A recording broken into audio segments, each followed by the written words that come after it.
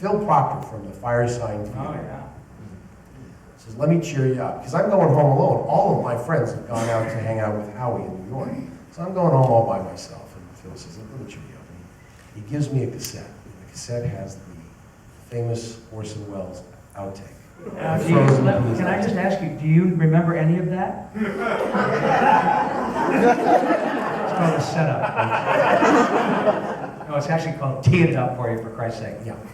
And I learned this thing backwards and forwards. I was fascinated by it because and Wells was still with us. So, you know, here he is, the director of the greatest film of all time, genius, and he's having this sort of hissy fit with these two British directors who wanted to do a frozen peas commercial. Yeah.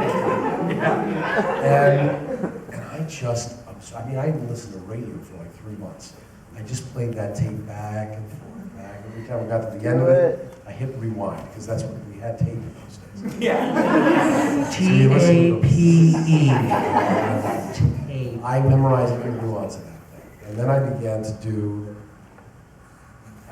do it in recording sessions. I would just sit there and, you know, they'll often, like, you know, pot you down and, you know, decide which take to take and all that. So you just sit there and just go, we're remote farm, we're drinking shade.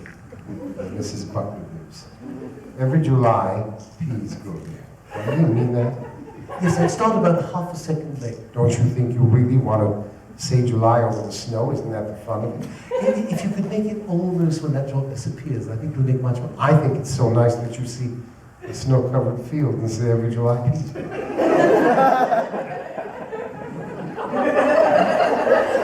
What must be over before July? When we get out of that snowy field. But I was out. We were onto a can of peas, a big dish of peas when I said July. You will. Yes, always. And always past that. That's about what I say July. And the partner comes out. Could you emphasize a bit in July? Why, that doesn't make any sense. Sorry, there's no known way of saying an English sentence in which you begin a sentence with an and emphasize it. Get me a jury, show me how you would say in July, and I'll go down. It's idiotic, forgive me for my saying so, that's just stupid. In July. Love to know how you emphasize in July. Impossible. Meaningless. I think all they were thinking about this. They didn't want to. He isn't thinking. Also, could you do just one last one? It was my fault. I said in July. If you could leave every July. You didn't say it. He said it. Your friend. Every July? Every July? That's bad copy. It's in July. Of course it's every July. There's too much directing around here. Norway. Fingers in Norway. Fish fingers in Norway. We know what they feel in Norway. Here with the cod gathering great shoals. Yeah? Jans and shut up. A fraction more on that shows thing, because you roll it around very nicely. I roll it around and I have no more time. You don't know what I'm up against. Because it's full of things that are only correct because they're grammatical, but they're tough on the ear, you see. This is a very wearying one. It's unpleasant to read. Unrewarding. It's Indies. Freeze the cod at sea, and then add a crumb, crisp, cool. Oh, that's tough, crumb, crisp coating. I think because of the way it's written, you need to break it up, because it's not as conversationally written. Take crumb out. Good.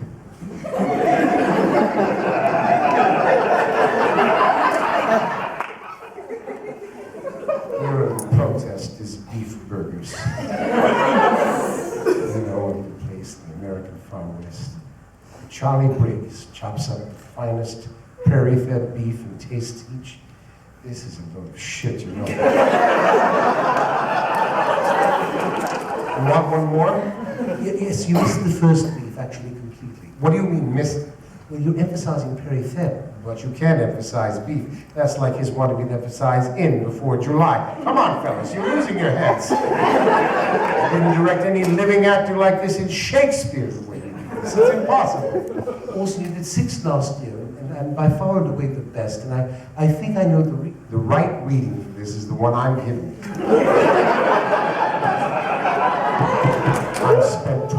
times more for you people than any other commercial I've ever made. You're such pests. Now, what is it you want in your depths of your ignorance? What is it? Whatever it is you want, I can't deliver because I just don't see it. That was absolutely fine. It really wasn't. It isn't worth it. No money is worth this. And he gets up and leaves. And I would do that. Yeah, but, I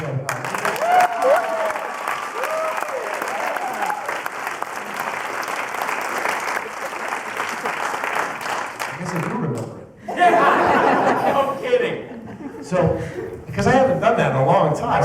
It used to be like this OCD thing that I would do. But like what happened tonight, nobody stopped me. They just sat there and stared at me. When is he going to like flub a line, or and I just knew it backwards and forwards, and I loved it. And as we went on, I realized I got more and more on Orson Welles' side. These guys were idiots. Yeah. They may have had British accents, but they're the worst kind of idiot because they sound intelligent. Yeah. They're like a British idiot. Oh, A Brilliant. Brilliant. Anyway, there are already British idiots here. I apologize. So that was, and so when it came time, 7 years later, Yeah. to audition for Pinky and the Brain, they drew the brain, and I thought they'd drawn Orson Welles as a mouse. No, he's based on Tom Minton, a writer of Warner Brothers Animation, who was best friends with another writer named Eddie Fitzgerald, who looked a lot like Pinky. So Pinky and the Brain Poor bastard. were the human inspirations. And Eddie was one of these guys, I heard that when he pitched stories, he would get really enthusiastic, and if something happened, he's pitching cartoons, he's going, and then this guy, he'd get hit like this, zort, and then all of a sudden his head would pop off, point, and so he provided all these sound effects like a live-action Batman. And so that went into his character. But in my character, all I did was see Orson Welles. And they didn't think Orson Welles because they all knew Tom and were going, let's see who we get here to sound like Tom. So when I walked in, I was like, they created this just for me. You said it like Fred Flintstone, right? They created this just for me, Barney. The residuals are going to help put Beverly Boo through college.